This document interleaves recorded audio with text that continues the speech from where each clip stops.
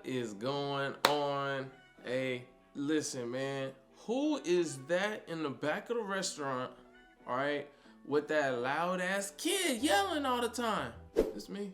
It's Dave, all right? Hey, y'all, I'm sorry. Happy Autism Awareness Month.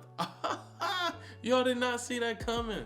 And for me, it's Autism Awareness Month is every month, okay? Y'all, this video is to let y'all know you're not alone out there, all right? Where my autism moms and dads at? Hello, what's up? How y'all doing out there with the stimming, maybe throwing stuff at random tantrums? I feel it, y'all. Hang in there, because I'm hanging in there too, y'all. But hey, I wanted to do this video just to kind of give y'all a little bit of awareness, just in case you didn't know. But there are a lot of us out there in the field with special needs children. It's tough. It is not easy in the least, not even close. We have a whole different set of problems, and also depending on what type of special needs that your child might have. Me, for instance, my child has autism. With my little one, he is a weird type of non-verbal. He has like this echo. I think I'm saying it right. It's like echolalia, I believe. And so he's like he's a mimicker. So he knows what's going on, but he can't really put a sentence together. You know what I'm saying? So if I say, a normal kid might say, hey dad, can we go to Sky Zone? My kid isn't gonna say that. I have to get him to say it. So if I say, hey, you wanna go to Sky Zone?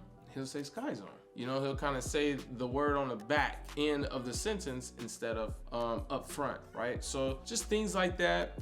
My child, he'll be, oh my God, I can't believe it. He'll be 10. He will be 10 years old in April this year. This is 2024. I cannot believe that he has been here almost 10 years. This is crazy. My little one, he stays with me.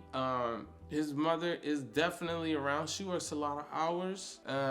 Good mother, good lady. But child just lives with me. There's no custody, no paperwork, no nothing. The way it should be, right? Unfortunately, we're not together, but we don't have any paperwork, none of that. But with that being said, guys, this video is also for, people that may not know and, see these random kids in public with, doing this all the time, or you go to the mall, like, why is this damn kid got headphones on? Yeah, special needs kids, again, with autism, they hear things differently.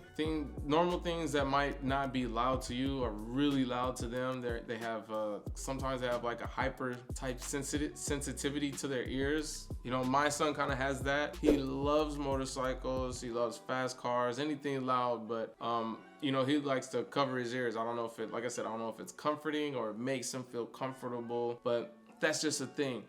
This is part of the reason why I was kind of glad to stop traveling. I'm able to, I have a 9-to-5 job now, so I'm able to be home and to be around and go to these IEP meetings and just kind of, really get involved in his life. It was a lot harder when I was traveling, working on the road, doing safety or welding or whatever. It was hard.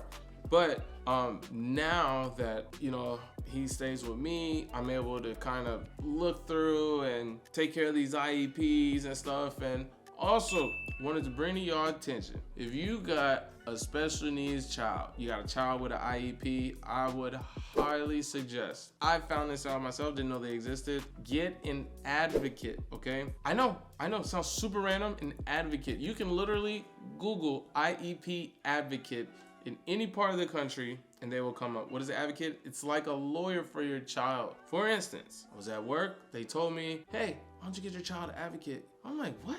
What is that? How do you know that? Because I felt the school I felt like they was playing me. So my job told me to get an advocate. I hired an advocate for my child. She went to the school with him. I just sat at the meeting. I didn't say nothing. My advocate drafted up letters and all this stuff, and now the school is just they gotta do their job. You really expect the public school system to do it, but unfortunately, that is not always the case. So I figured out that having an advocate is the best thing I've ever invested my money in. Turns out my child's been going to this school for 2 years. He's never been evaluated.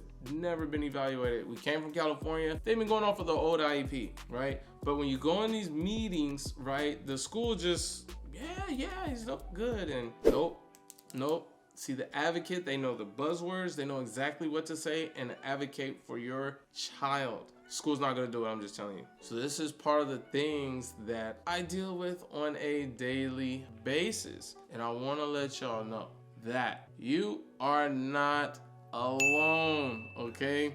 Going to the movies, the restaurants, anywhere in public, it's tough. It can be tough, you know. Sometimes just super randomly, I get I don't want to say frustrated, but I get this kind of weird, thing where I could be standing in line and then I'll hear a child run up to their parent and say like, hey, can I get this or whatever? And then they dumbass, so, they kind of yell at them, shut up, or I'm tired of you talking. And I'm just like, man, you have no idea. I would love to hear my child. I would love to hear him ask me for something. I would be cool with that. Bug me all day. You know what I'm saying? So I'm just explaining to you, do not take what you guys have for granted. And you know what? I one day even thought about, I said, dang, what if I could pick my child's disability? You know what I mean? Like, what if I could trade one for the other? Like, okay, would I rather my child, have, one arm and be able to have a conversation with me? Would I rather, I don't know, just any old thing, and these are things that, the cards are just dealt with us. We don't get to pick. I got a crazy story one time. I was on a job, I was flying cross country, and I saw this lady. She was sitting in front of me. She had 3 kids with her, right? And they were all just reading this book. And they weren't really loud, right? But it's a plane, right? So you can hear a lot of stuff on it. And there's a mom and her 3 kids, and they were all on a plane. They couldn't have been maybe between 9, 6, and 4, somewhere around there, right?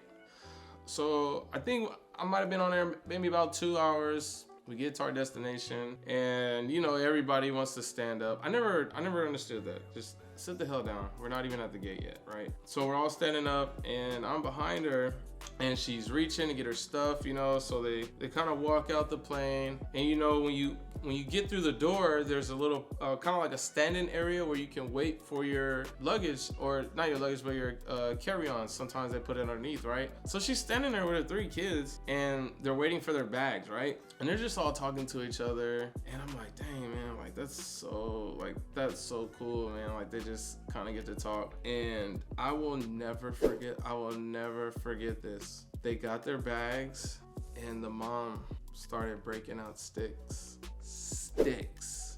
not 1, 3. I don't know what they're called, but she brought out 3 blind sticks for those kids.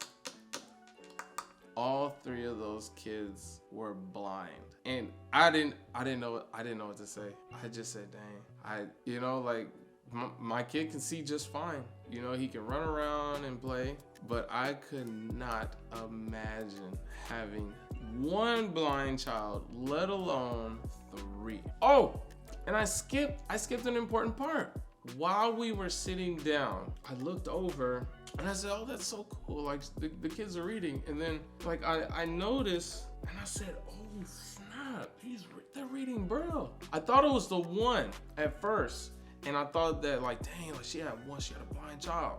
That's how that story was supposed to go. I'm not a good storyteller, sorry. The one child was reading the Braille and the other 2 were with the brother. But like I said, when they got off the plane, all 3 of her kids were blind. And I couldn't believe it, man. But I just kind of say that to say, you never know what the cards you dealt with, and you just have to be thankful. I'm thankful that my kid can get out and play with other kids. He could ride a hoverboard like crazy. I've never met a kid that can ride a hoverboard. He's been riding a hoverboard. He's had a hoverboard for 5 years. But you know, we just never know. So hey, I just wanted to give you a little bit of encouragement, guys. You know, stay with it.